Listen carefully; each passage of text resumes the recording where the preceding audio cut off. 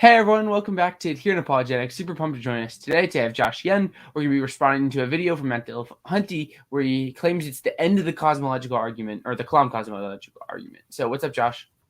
I'm doing good. I mean, it is a very, very big claim. I think Kalam cosmological arguments have always been one of those things where the theists love using and then the atheists love just talking trash about it. So it's something which is very interesting, and I'm really looking forward to go over this video with you.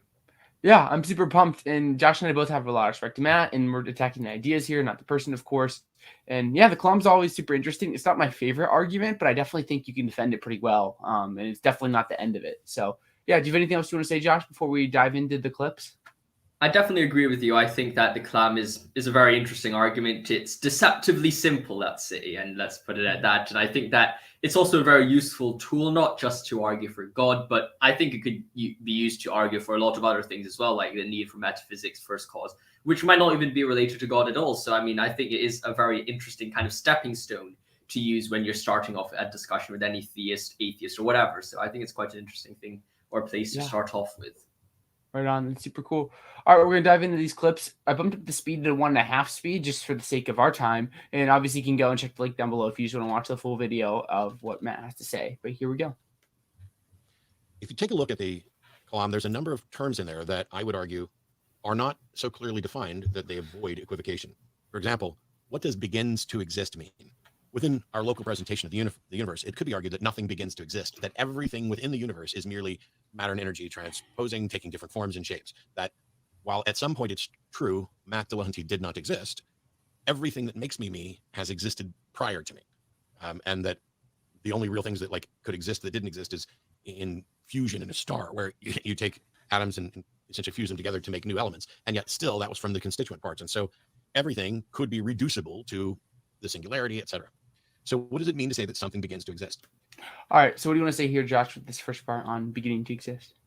Well, I think that this is perhaps a deceptively, perhaps a big problem, because what we see here is that you either stick directly with the Kalam syllogism as what we like to view with William Lane Craig, or do we refer to the Kalam as kind of like the entire Islamic tradition arguing for a first cause? And I think if we're looking at the second part, and that's kind of how I think is a more charitable, or at least the better way to view the Kalam, to just say, well, any argument which is arguing towards a first cause can be labeled as under a Kalam cosmological group of arguments, then I think that it doesn't really matter what do you mean whether it begins to exist or whether it's a changing state of affair, or you're viewing the entire situation as a state of affair instead of just every individual blocks or individual objects. A lot of different things, there's a lot of different ways you can formulate it, and just that there isn't one wholehearted kind of idea about what it means to begin to exist, or at least in Matt's case, he seems to raise a lot of different possibilities. You can just say, well, yes, maybe that the Kalam doesn't necessarily mean it's wrong. It just means that maybe if you want to take a certain view about the beginning to exist, or the beginning to exist idea, then you can have a Kalam cosmological argument formulation for that, and doesn't necessarily defeat the Kalam cosmological argument. I think that's helpful knowing there's different kinds of PSRs that can adapt to different kinds of situations. But I just want to say, here, my point is just that, Matt kind of explains himself, in my opinion, what, begins to exist means, because he talks about how maybe you want to say, the matter energy that makes up Matt Dillahunty previously existed. But obviously, when he formed, or at the moment of, whatever you want to say, personhood is, something new comes out, and it's Matt Dillahunty. Matt's not going to say, I've just existed from eternity past, and my atoms are just continuously get rearranged. So there's definitely something different here. And I think we can tell when something begins to exist, and it's something intuitively obvious, because we can just, Matt describes it himself. We kind of just know this. I definitely agree with you. And I think that perhaps to deny this sense of beginning to exist is what William Lane Craig once used to call it. I think it was something like mereological nihilism, the idea that there is only kind of parts instead of there is only kind of materials or atoms in the universe without any parts actually existing. And as a result, under that view, quite an extreme view, then you would say that no such things begin to exist. Perhaps you'll say that, oh, the idea of personhood, identity, or even objecthood is just purely imposition that we add into the world instead of there actually being an object there. So instead of maybe my jug of water and my cup being two different things, they actually aren't things. They're just atoms, and there's actually no difference, literally between the two, at least in the realm of mereology. So perhaps that could be one of the extreme views which is illustrated by Matt, though I don't think that is at least practical, or at least intuitive, as you have said. Yeah, that's good. It's in his discussion with Cosmic Skeptic, William Lane Craig, where he talks about that, because it's if nothing begins to exist, then Matt Dillahunty doesn't actually exist if nothing begins to exist, unless you want to say that Matt Dillahunty's just like always existed, and the same for like me and you and everyone else, which has like serious like potential moral consequences. So yeah, that's my take. Definitely agree with you on that. But also there's a difficulty in assessing that category if we're looking at the universe and saying the universe began to exist. Is that true? Our local presentation of the universe does apparently have a beginning, but does that mean that there wasn't the matter or energy prior to that? Does it mean it was produced in a multiversic sense? Did it always exist and this expansion is the latest in a series, or did it always exist and this expansion is the one and only? But to say the universe began to exist is at least dubious. We colloquially would say, of course, the universe began to exist. At some point, there wasn't this universe, and at some point there was. In the same way that at some point there was not a Matt, and now there is. So of course Matt began to exist. But when we're talking about things and making arguments in this sense, we have to be a lot more specific, because we open ourselves up to equivocating between, oh, well, when I say the universe exists, what I mean is that this particular pattern of the universe began to exist. And now we're not talking about the substance, but about the structure. And that's a little different. But in premise one, everything that begins to exist. Okay, what do you think here, Josh? Well, I think that perhaps just at the end bit, he talks about the structure bit, and perhaps that's kind of like the substance versus structure. Maybe kind of he's flirting with the idea of perhaps a mereological nihilist view about the universe. That might be something that he is tending towards, just to kind of pick on the last few words there. But it does seem to suggest, and I think you would agree with me perhaps here, is that that ultimately when we're talking about the universe beginning to exist, we're talking about kind of the idea that the substance in the universe did indeed begin to exist. For example, the physical properties of atoms are not here forever. They are past finite, whether you view them as a changing different set of events or a different states of affairs, or even if you take the extreme mereological nihilist view and say there's only substance and no structure to it, or there's only atoms and there's actually no parts, or something along those lines, you would still just say, well, even if that's the case, the universe still began to exist, and there's good philosophical and scientific reasons, which you could find either in the works of William Lane Craig or wherever about this, and we can elaborate that on a bit later if you want to. That's super helpful. I do think when we're thinking about this, I have some sympathy with Matt, because sometimes it can be hard to, like, what do we mean by universe? But I mean, I think at least like when you're using this as an argument for God, people will say like all of space-time.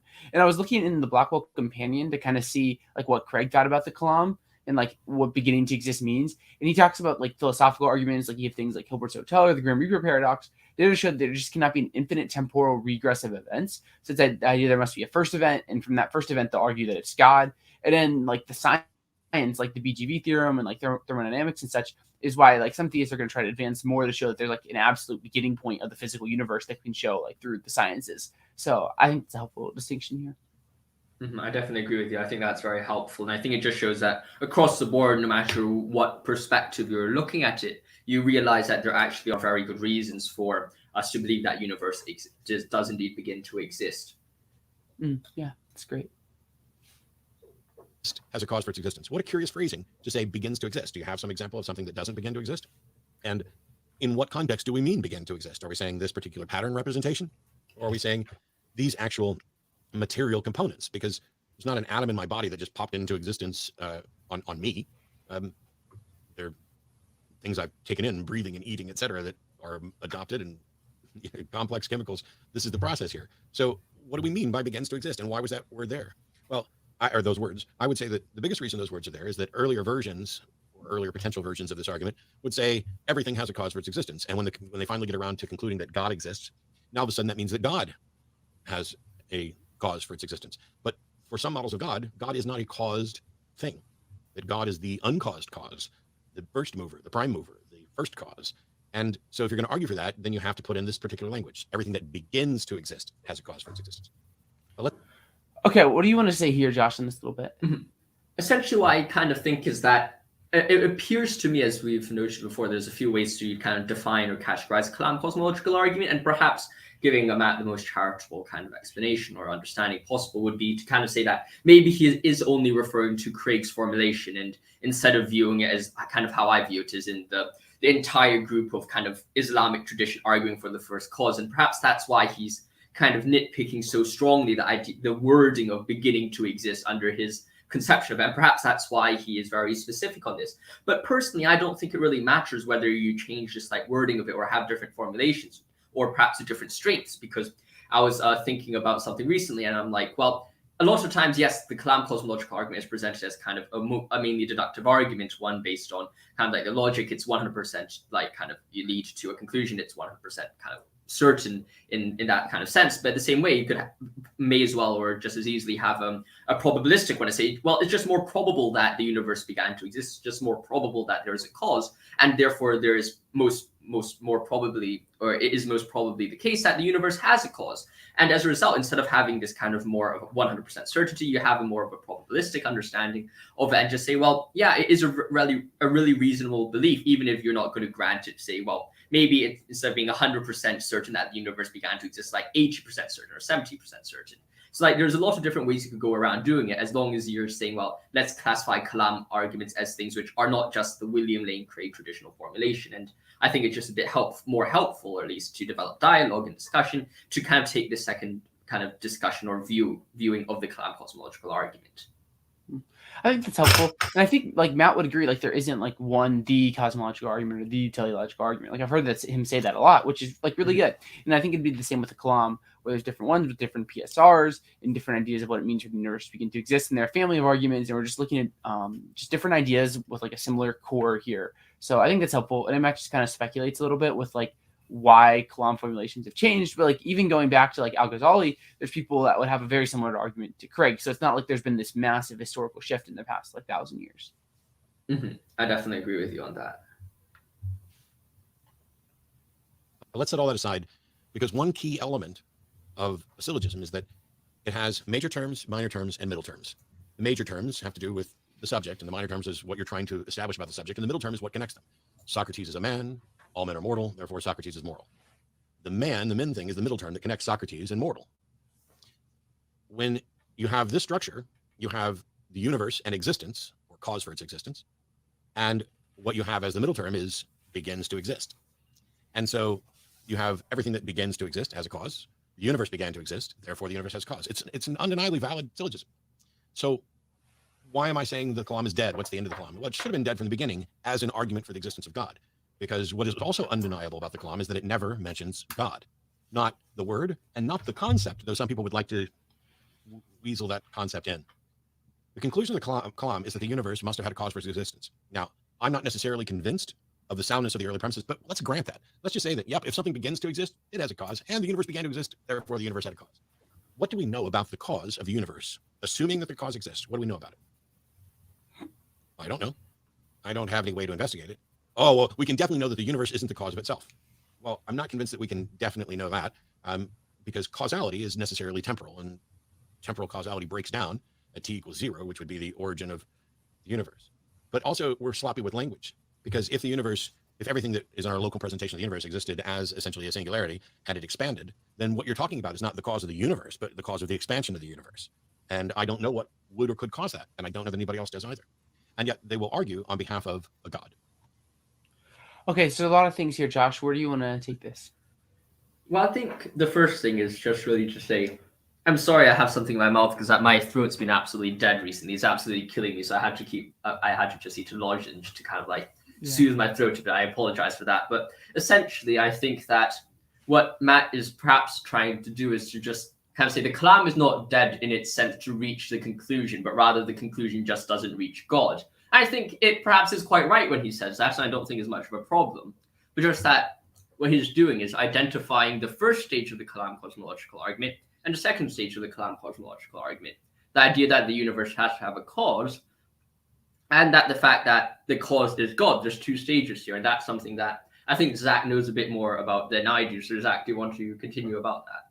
Yeah, I mean, typically when you're looking at people like Craig and such, when they're making the Kalam, they're not just saying the universe begins to exist, so it has a cause, and then we're done. Like that's not how Craig argues. That's not how most people argue. People then try to identify like this cause of the universe is God, arguing things like the cause might be need to be like timeless or initially like changelessness or something like that. So there's two stages of the argument, and most theists, I'm pretty sure, will go from saying there's a cause of the universe to trying to defend that it's God. Because if you start without the Kalam or start with the Kalam, you have a lot more like weight towards the theistic hypothesis, I think, and then you can try to identify that like it's God that caused the universe. So I think that's really helpful to understand like the two different stages. Like the Kalam is just the first stage. And then from the second stage, you're trying to identify it as God. And there's things like if you use like a scientific argument and you get like space-time beginning to exist, we're getting closer to God. Like you're running out of options of what could be like the cause of the universe if space-time begins to exist, because it can't be like space-time. So that's what all I wanted to say is like it's broken into 2 different stages. And the first stage with like the first 3 parts of the Kalam, like that's just to argue the universe begins to exist. There must be like a first cause, and from there we're going to try to connect that first cause with God.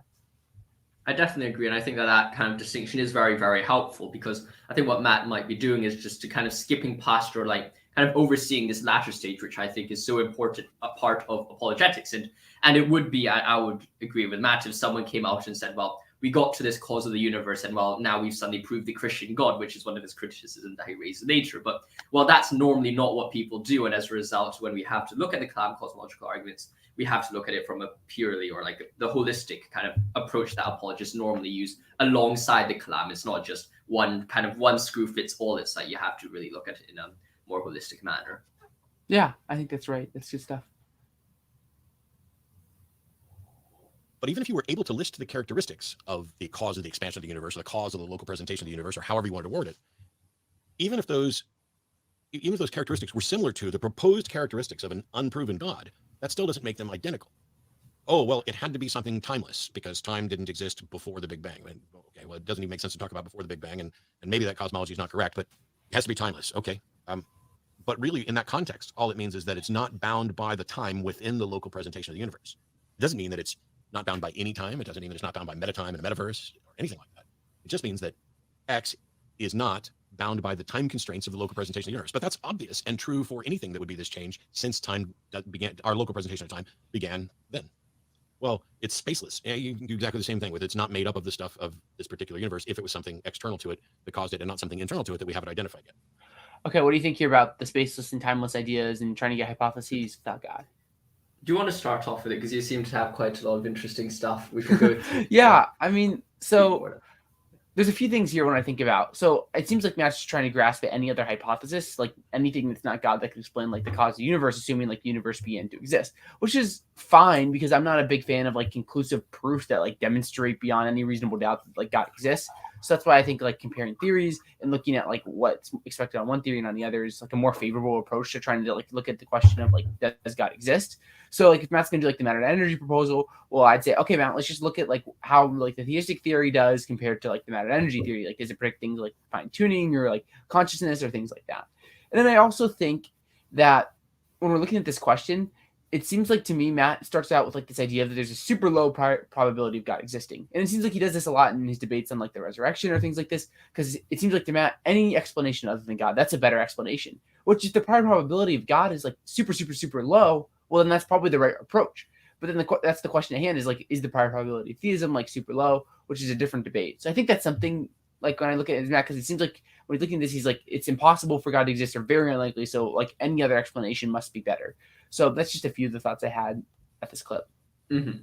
I think what you're discussing about that idea of prior probability is very interesting, because normally when you look at a hypothesis, you normally start off with like, at least if it's a more experiential one, you'll say, well, if I like, is this person going to eat breakfast tomorrow? Unless you fully know at least further things about that person or not, you're going to say, well, it's probably around 50-50 to just kind of give it like a balance. And then with further evidence, you take it a bit further to one side or the other.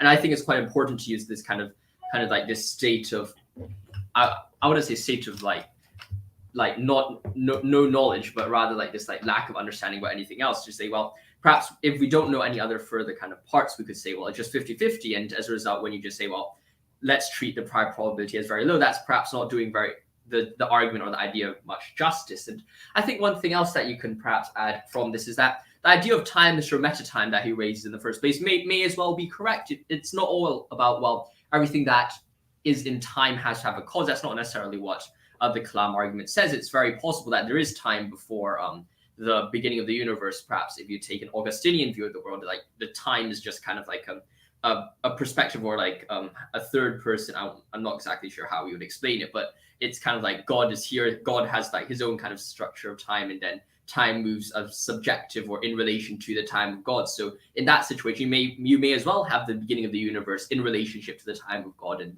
there is time before that. So there are a lot of further things that we can explore here, and and we can discuss, but it doesn't necessarily seem that what he raises here as his objections actually defeat the idea that God cannot be the explanation, or God is not the best explanation. And furthermore, I think that there is also good mathematical arguments, or at least philosophical arguments, that any physical kind of entity or any physical being has to be temporally finite. And as a result, if you approach it from that perspective, it doesn't matter whether you have 5 million universes before this. If they're all physical, then that means they must have a beginning as well. So I don't necessarily think that pushing it back just one universe actually helps the argument a lot. That's super helpful. And I think like just comparing worldviews is a really good kind of way of thinking about this as well. So I just want to emphasize that. And you can check out Graham Oppie and Kenny Pierce's debate book. It's a really good book on like this exact question of like how should we like argue about like God's existence and things, and they get into like cosmological arguments and such. So that's helpful here if you want to go further in this dialect. But let's get into this next section where he's going to talk about the Kalam not mentioning God.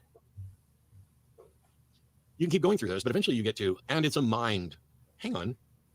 How did we determine that it's a mind? There's nothing in the Kalam that tells us it's a being, that it's an entity. There's nothing in the Kalam that tells us it's even necessarily timeless, spaceless. Nothing. And yet they're using the Kalam to reach that. Because if they can make it sound like, and I've heard them say, almost word for word, therefore the universe had a cause for existence, and that cause must be timeless, spaceless, blah, blah, blah, blah, blah, blah, blah, blah, and that sounds an awful lot like God. And that sounds nothing at all like a valid and sound syllogism. That sounds like propaganda. You've used a seemingly obvious and yet still questionable syllogism to determine the universe must have a cause, and then you go and put on a smile and say that cause must be God because it sounds a lot like God. Well, why is that cause not a multiverse? Why is it not a physical process that's beyond our current ken? Why is it a mind?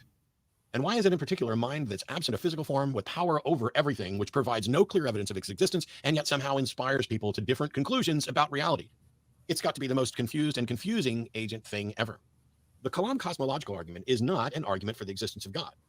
That's an undeniable fact. That is not an argument for the existence of God. It shouldn't even be classified as an argument for the existence of God. At most, it is an argument for the universe must have some causal explanation. It's an argument that if the universe began or changed or something like that, where an action must have been taken to change it, then there must have been that action. It's almost a tautology in its structure, but it's not in its substance. And then after spending so much time on presenting this very short, very simple argument, and then arguing about the premises, which they still haven't been able to establish, they skip past all the middle bits and just assert that the God is their clear cause. Even if the Kalam cosmological were sound, it's not an argument for the existence of God, and the apologists have all of their work still in front of them. You could say, I believe the universe had a cause, and I don't know what it is. How is it that you think you've known what it is? And why is it that you think it's the supernatural author or inspiration for your particular holy book, and you seem to think you know what he knows or cares about people's sex lives or morality or anything? There's a whole lot that's being glommed onto the universe must have had a cause, when we're not even sure about that. We should continue to consider the arguments for the existence of God that are presented, but we should also demand that if you're going to present an argument for the existence of God, that it needs to be both valid, and it needs to be valid in structure before we can ever even consider it, and the premises must include God, either as the actual label for the concept or present as a concept itself, clear concept, not one where you can say, there must be some explanation for this, and that explanation is God, because God's a panacea. God can serve as an explanation for anything. If you create a fictional being that can do anything, what couldn't it possibly be the explanation for? God is the reason there's Tojo. Okay, what do you think here on this idea that it's just like the Kalam doesn't mention God? It's kind of similar to what the last section we responded to. Yeah, and I think on his point that it sounds a lot like Christian propaganda, I think what he said just now sounds a lot like atheist propaganda, because I do think I've heard this a lot of times by atheists, and I think it's just, as we've said previously, just skipping past the idea that there is indeed a second stage of the Kalam cosmological argument, which he's either ignoring here or he just is kind of pushing under the covers right now. And it also seems quite weird. I mean, if you do indeed grant that there is a space, this time, this metaphysical, personal cause of the universe, it would be quite weird to say that and just say you're an atheist. Like, I'm not sure, like maybe you could be an atheist and identify as an atheist while believing in such a cause of the universe. But personally, under my view of the world or my worldview, I would say that person is as much a theist as you would find one. Like, I wouldn't be able to think of a better example of a theist than someone who says, well, oh, I'm an atheist, or like, oh, I believe in a universe which has a metaphysical, timeless, spaceless cause. Maybe it's not a Christian theist, I grant that, but at least it does seem to move a bit closer to the theist side than the atheist side. That's super helpful, and I just want to emphasize again like, remember the argument's broken down into two stages. Like the first stage is arguing that like maybe like the universe began to exist, or there's a necessary being, and then from there like we go from a necessary being to it being God. And I don't know who Matt has in mind when he's talking about like the person that doesn't defend like the cause of the universe to be God. He just kind of asserts it. But, like that's obviously the wrong way of doing things. Like the theists still have more work ahead of them. Like you have to show like why God's the most plausible candidate. And if you read someone like Craig in the Blackwell, like he tries to go through like why the cause of the universe must be God. So like there is literature there trying to argue this. So that's all I would say here, because it's a little bit redundant with the last section. Completely agree with you. Alrighty, here we go. We have one more section left. Toe jam. Ta-da! We didn't know anything. We hadn't bothered to study it. We don't know what it is, but toe jam needs an explanation, and boom, until science comes up with a better one, God's it. We should absolutely consider the arguments for the existence of God, and we should consider the evidence presented. And yes, that includes presenting and considering anecdotal evidence. It's just that anecdotal evidence is not sufficient to justify the acceptance of the supernatural and the extraordinary. But this argument is neither an argument for the existence of God, nor is it evidence for the existence of God. It is a mirage. It is a distraction. It is an attempt to make apologists look like they are being reasonable and look like they are making a case when they're not. It's like painting a tunnel entrance on a cliff wall like Wile E. Coyote, then taking a picture of it, presenting that picture to someone and saying, if you were standing in front of this and if it were a real tunnel, you'd be able to go through it. And because of that, I'm not only confident that this represents a real tunnel, but that it was built by the Army Corps of Engineers. And now that we know that it was built by the Army Corps of Engineers, the Army Corps of Engineers would like to talk to you about where to invest your money. The Kalam cosmological argument is deader than a dead thing when it comes to demonstrating that a God exists. But it's very, very, very much alive in convincing apologists and people who already believe that they're on really firm footing because it just seems so intuitive. Of course, the universe must have had an explanation. Something can't come from nothing. You hear these things all the time, and they're asserted and they're accepted, and yet there's no demonstration that they're actually correct and that they necessarily lead to a God.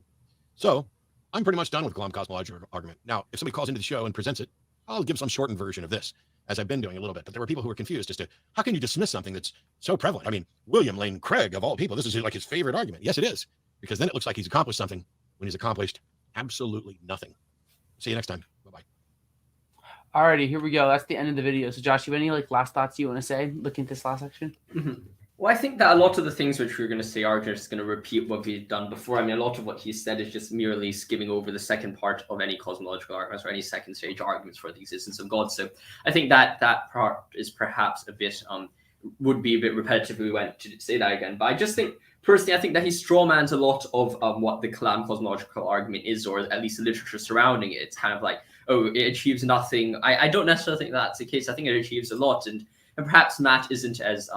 and this is definitely not a personal attack against Matt. That's definitely not the case. But it seems that whenever I say stuff like this, people kind of interpret it as it's. But whatever, like I don't really mind too much about that. But essentially, I think that the unfortunate thing is that I think Matt's perhaps overlooking, or just like what he's doing is just thinking, well, okay, I have a certain view of the cosmological argument, or I have like a certain view, and well, anything which falls out of the expectations that I set for the argument, then that's just a completely destroyed, ruined argument. That's not necessarily the case. Like the cosmological argument, or in fact, any argument in the world is used in a varieties of different ways. And when we judge these traits of the arguments, it's very important for us to think, well, what exactly is this argument arguing for? Who is the person raising the argument, and who is the person who raises the argument's intention? What is that intention, and where exactly are they trying to get? Because there's a quote that I like from Albert Einstein. It's like, if you judge a fish by its ability to climb a tree, you'll always think it's an idiot. Like if you judge a cosmological argument by its ability to prove like every single minute detail in the Bible, you're never going to reach that standard, even though the argument never intended or was made to even reach that standard in the first place. So I think it's very important when we approach any arguments, in the Kalam cosmological argument in specific, for this case, of course, we just have to think, well, what actually is the Kalam cosmological argument trying to do? Is that matching up with the expectations I have for this argument? Because if the answer is no, then you realize that, well, I've just been judging this argument in a completely wrong standard. And maybe when I say the argument is ended, or when the argument is dead, well, that's just completely pointless, because the argument never intended to do that in the first place. I think that's super helpful, Josh. Like thinking about like what is this argument trying to show? And if you're looking at like the first part of the argument, like that Matt talks about a lot, it just ends with like trying to show that like the universe has to have a beginning, which is like a conclusion. But then like that's not the end of the story. Like if you read people or listen to people that like argue for the Kalam, typically, I'm sure there's people out there that stop there, but most people aren't just stopping with the universe beginning to exist and it must have a cause. So that's all I would say here. I mean, I also wonder, like, what would Matt consider evidence? Because it's always tricky to me. Like when some people talk online, I'm just like, what do they mean by evidence? I'd be curious if Matt ever responds, or he's probably not gonna respond. But if you ever listen to this, I'd be curious. Like, just shoot me an email or something. I'd be really curious what your definition of evidence is. And it's not out of like Smite or something. I really do value his opinion, and I'm just curious. So yeah, that's really all I have to say here. We've talked about most of the things and reviewed things. So yeah, Josh, do you have any like last thoughts before we wrap up? No, I think that this might set the record as the fastest response video that we've ever done together, and it's quite interesting. Yeah. Yeah, I mean, I can't believe it's only 30 minutes, and we've responded to really like 15 minutes of content on 1.5 speed. So, but I mean, I think a lot of the things like we've just like had to emphasize again and again, so we don't have to have a lot, because he doesn't really challenge the premises here. It's more of just like, how do you get from like there being like a cause to it being God, and just like the intentions and like motives behind the argument. So yeah. All right, that's everything from my side. Yeah, well, awesome. Thank you, everyone who joined us today. Super grateful for you and your opinions. I hope you've found this valuable, and we use this as a search for truth. It's not some sort of like conclusive like debunking or proof or anything like that. We're just trying to seek truth and give our take on things. So yeah, thank you so much, everyone, for tuning in. Hope you have a good one, and God bless. We'll see you next time. Thank you.